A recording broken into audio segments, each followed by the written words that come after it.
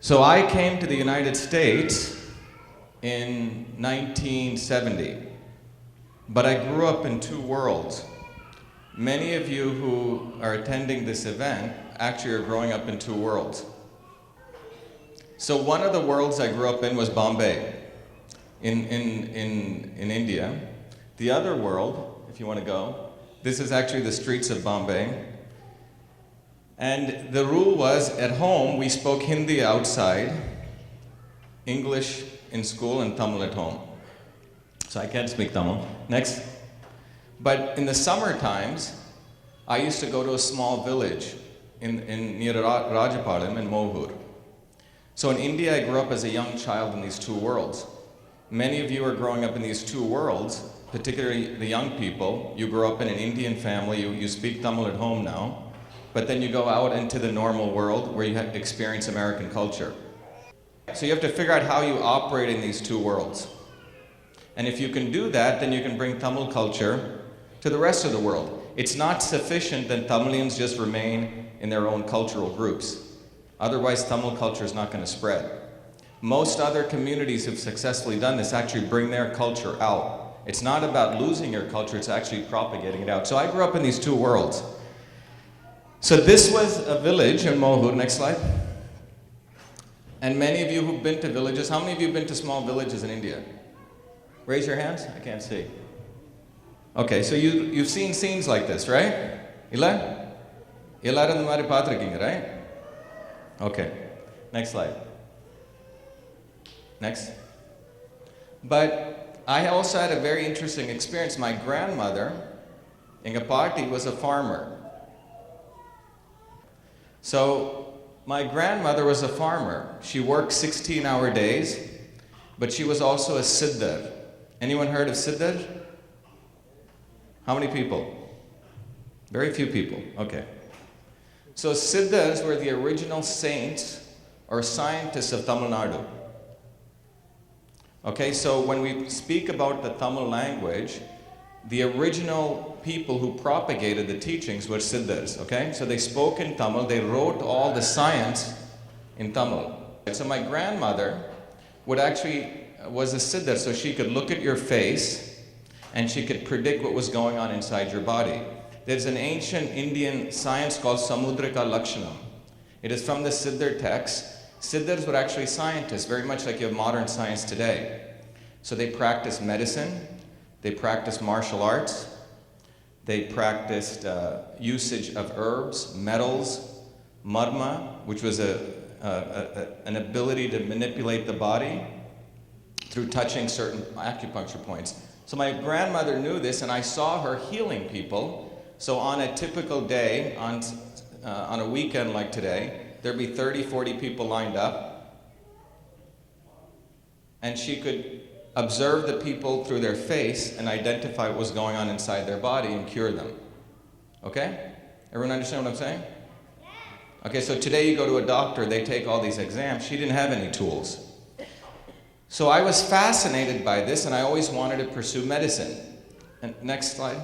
But the other thing my grandmother also shared with me were the stories of the Ramayana. Everyone know the Ramayana? Okay, so it's a fight about good against evil. Rama was a great hero, right? The most noble, great warrior. Next slide. But she used to share with me these pictures. Obviously, Shiva, who was a deity who Rama followed. Next. So most of these stories are about the devotion of Rama to not only God, but to a mission in life, right? It wasn't just about God, but it was, what do you believe in? What are you committed to? So the story of Ramayana is about someone deeply committed to something beyond himself. And so for the young people, you need to find that within you at a young age. At 6 years old, I was given that gift by my grandmother, that the purpose of life was to find something more than yourself. Do you understand what I'm saying? You really understand what I'm saying? Okay, so it's not enough that you just pursue a career, but what are you going to contribute to this world? Okay? Because life is very finite, and the issue is, what do you want to contribute to this world? And the idea is to do great things. And that is really the story of the Ramayana, right? Here's a great man who's fighting for the most important thing. So when I came to MIT, many years later, actually if you go to the next slide, So when I came to the United States in 1970, there weren't groups like this. You know, there was few groups in India, in New York, but me and my sister were the two dark kids in the high school of 4,000 white students. You understand? Okay? So we were the two Indian kids. Newark, New Jersey is the poorest city, one of the poorest cities in the United States. So here was a Tamilian kid, immigrant, working in a impoverished city. But I had the opportunity because my mother had introduced me to a scientist who gave me the opportunity to create the electronic version of the inner office mail system. Okay, so if you went to an office, the office environment was called, there was an inter-office mail system. There was the inbox, the folders, return receipt, probably 50 different features on how the office ran. So that was a system. Okay, so remember this word system, because if you understand how systems work, you can understand pretty much anything. But the inter-office mail system was a system, which included the inbox, outbox, folders, memo, carbon copy, BCC, all these things. So I was given the challenge, I was lucky enough to get this opportunity to create the electronic version of that. You following me? The electronic version of the inter-office paper-based mail system, and I called that email, E-M-A-I-L. Next slide. And I think Dinika shared it with you. Next slide.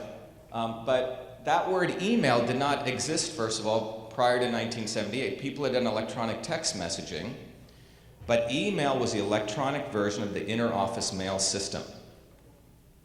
Today we think it's a normal term, and the only reason I called it email was in the Fortran language you were only allowed 5 characters. Okay? 5 characters could be used to name a program. So if it was 8 characters or 9 characters, I might have called it electric mail, right? Or electro mail. But email is what I called it. But one of the things I learned, if you look here, right here, it says system. Everyone see this? Okay. So the issue is, what is a system? So once you understand what a system is, you can understand how to manage your health. You can understand how governments work, why there's good and evil, why there's people who exist. How much time do I have? Okay, thank you. So I was very fascinated by systems. So I was fascinated by medicine and also systems. Next slide. So the siddhas, as I mentioned, you think these people were just religious people wearing their saffron robes of vibhuti, but they were not just religious people. In fact, they were against most religion. They were into science. They believed that you should experience life, experience nature, observe it, and then learn from it, experience it. You follow? So you don't follow rules, but you experience the world. And from that experience, you understand what life is. Purira? So that's what the siddhas were. So the siddhas, so I was very interested in finding out what were our Indian sages really saying. And that took me on a journey, next slide, to India back in 2007 after I finished my PhD. I went back to India. This is, in fact, a front page on the MIT main newspaper saying, here is an Indian guy who studied 4 degrees at MIT, but he went back to India to study what Siddha was really about. And so what I discovered in India was the Tamil Siddhas were actually system scientists. Okay? They observed everything in nature as a system, be it society, be it your body, be it an herb, be it a place that you lived in, and they use words like vatam, pittam, ayam. Okay? But what has happened over the last 300, 400,000 years is our Tamil people don't even know what these words mean anymore. In fact, Siddha has been reduced to something that's a religion, but it isn't. It's an actual science. So when I got back, next slide. What you see here is there are 2 pyramids here. The left pyramid here, can everyone see this? So you see this pyramid, right? The left pyramid is how we describe Western medicine today. Okay, so you have genes, proteins, right? Pathways, and some of you will study this in biology, but biology is the way that we study Western medicine. Okay, so that's the world of the West. The right side is, you can't see it, but there's a whole different language that was written in Tamil in how we understand Eastern medicine or Siddha medicine. So I was curious to find out what the linkage between these two worlds were. And that's the discovery that I made. And when I came back to the United States, next slide, I put together a whole course series, and you can find this online, called Systems Health. And Systems Health is the discovery I made in linking Eastern and Western systems of medicine. And so I've been teaching this now to Western medical doctors. I launched it in California last year, actually last year and this year. And basically what we're doing is we figured out a new language to take our Tamil culture and present it to the West. So what that means is that the Western world should also learn Tamil culture. Instead of the Tamil people just learning Tamil culture, which is good, very good, but that's only about 60 million people, right? There's still another 6 billion, 7 billion people in the world. So imagine if we can make it valuable for why everyone should learn Tamil. Because today you people, some of you may be embarrassed to learn Tamil, right? Or talk Tamil. But imagine your American friends start speaking Tamil one day. Right? And that is what needs to happen, because in these ancient Tamil scripts is anti-aging formulas, is formulas for long health, formulas for how communities should live. The Tamil sages actually figured most of this out. But again, most of it became religion, and people forgot the original meaning. So this is one thing that I've launched. Next. The other thing that I did when I got back from India was I'm also interested in the National Science Foundation. And this is related. I'm almost done, so just be patient, a couple minutes. So the National Science Foundation, any of you heard of them? Right? It's the US National Science Foundation. In 2003, they put out a challenge. Could you model on the computer the whole human cell? What do I mean by that? We have about 10 trillion cells in your body, right? Every day, 10 billion cells die and 10 billion cells are created. So we have about 10 trillion cells. So each cell, if you want to think about it, is a little chemical factory. If you can model the human cell, then mathematically on the computer, then you can predict disease. You don't need to kill animals in some sense. So in 2003, the National Science Foundation put out that challenge. And what I ended up doing was, by 2008, I actually created a way to do that. So mixing information technology with biology, what is called computational biology. So we launched a company to do that. And what we're doing is, with this system now, what our siddhas said, what the Tamil siddhas said was, you don't take any one ingredient to cure your body. Right? Western medicine says if you have a sickness, you take, if you have inflammation, you take Advil, right? Or you take one medicine. And what people are realizing is that one medicine doesn't work. It causes all these side effects. You following me? Right? Not any one thing works. You have to. So the siddhas believe you combine things. Many people call the siddhas alchemists. Alchemists meaning they were magicians of how to combine things. So Western medicine is also realizing this now. No one medicine works. You have to do combination. But the Western pharmaceutical system doesn't know how to do that. So what we've done with Cytosolve, next slide, is we've learned how to combine things. So what you're seeing here in this slide is the outer circle here represents the cell wall. The inner circle represents the nucleus. You see that yellow thing up there? That's called curcumin. Everyone use manjul at home? Who doesn't know what manjul is? Everyone knows manjul, right? It's a yellow... anything? What? Yeah, it's what makes curry, right? But, so here's an interesting thing. It turns out the number one, does anyone know what the number one cause of death is in Asia? What is it? No, it's cancer, but what kind of cancer? No, liver cancer, okay? Number one cause of death in the United States is heart disease. Number one cause of death in Asia, Asia meaning China, India, Singapore, Malaysia, is liver cancer. However, Indians get 1/3 less liver cancer than all of Asia. And the reason this is because people, the epidemiological studies, which means population studies, showed Indians get less cancer because they take manjul, okay? Curcumin.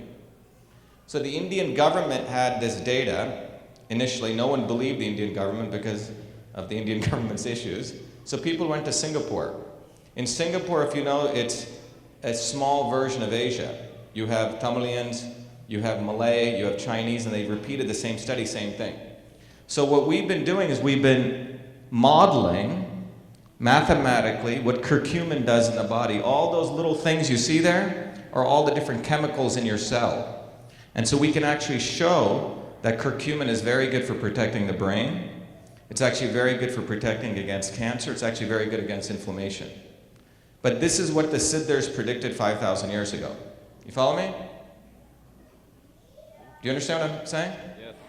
So, but what are we actually doing? What we're doing is taking ancient knowledge and bringing it to the West. And what does that do?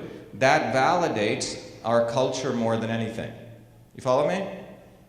So it gets me back to the point that it's good you're learning Tamil, but you have to learn how to bring it to the West.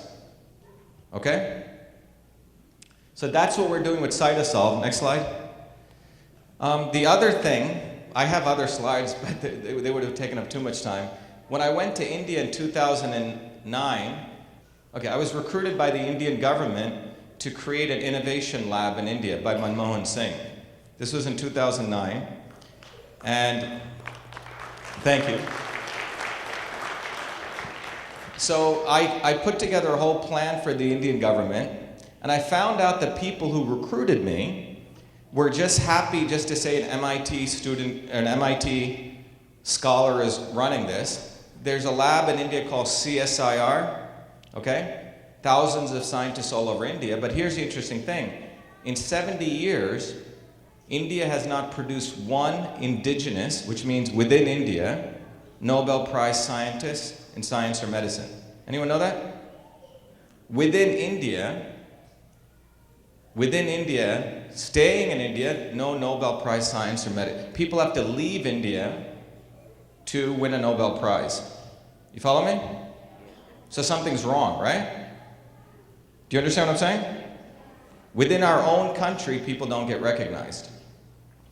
So, I put together a plan for the Indian government, and the plan was approved by the Stock Exchange Board of India's chairman, but the people that hired me thought I would actually not do anything. Okay? So I had a 7-acre bungalow in Delhi, additional secretary in the Indian government, and they didn't want me to actually do anything. You follow? So I didn't have time for that, okay? So I wrote a report, it got distributed to the press, and I had to leave India under death threats because I exposed corruption in India. Now, why did I do that? Because of what my grandmother had taught me about the great Rama, right? Rama always fought against evil. It is extremely important to learn one thing in life, which is, if you know the truth, it is important that you stand up for it. Okay?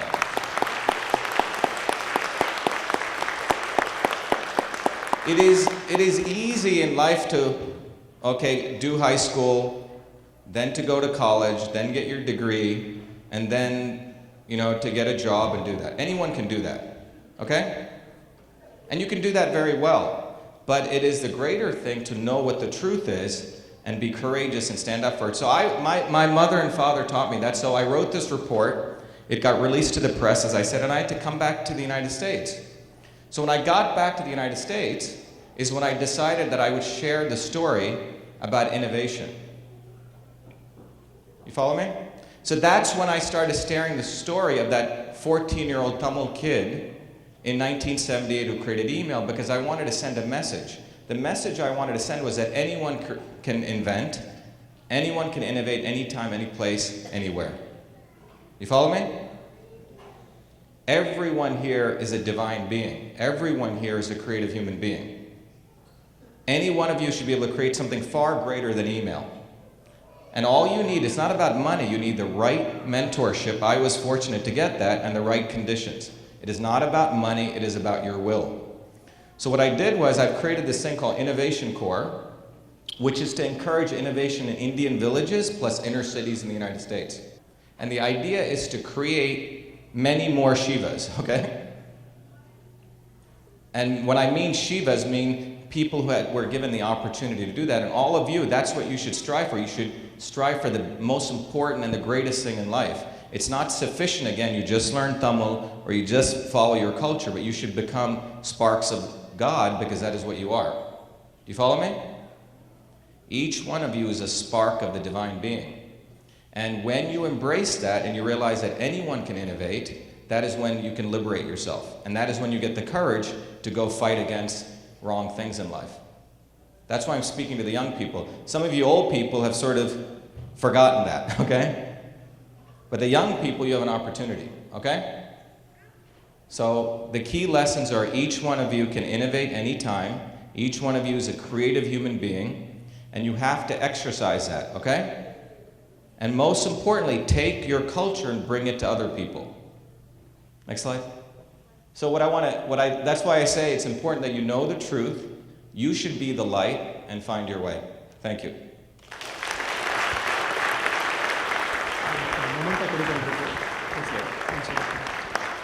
ரொம்ப நன்றி. Doctor Shiva அவங்க நம்ம கூட இருக்காங்க இன்றைக்கும் நாளைக்கும். இந்த program முடிஞ்சோடனே மெட்ராஸ் பவுலியனில் ஒரு இன்ட்ராக்டிவ் செஷன் இருக்குது. நீங்கள் விருப்பப்பட்டவங்க வரலாம், நேரடியாக அவங்ககிட்ட இன்னும் கேள்விகள் கேட்கலாம். நாளைக்கு மத்தியானம் 2 மணிக்கு நம்ம பிளேனோ தமிழ் ஸ்கூல்லையும் சிவா நமக்காக பேசுகிறதுக்கு தயாராக இருக்காங்க. அங்கேயும் வந்து நீங்கள் அவங்க கூட கலந்துரையாடல் பண்ணலாம், உங்களோட கேள்வி கொடுக்கலாம். ஆல்ஃபா மாண்டசரி நாளைக்கு 2 மணிக்கு. இன்றைக்கி இந்த ப்ரோக்ராம் முடிஞ்ச உடனே மெட்ராஸ் பவுலியன் ரெஸ்டாரண்ட்டில். ரொம்ப நன்றி.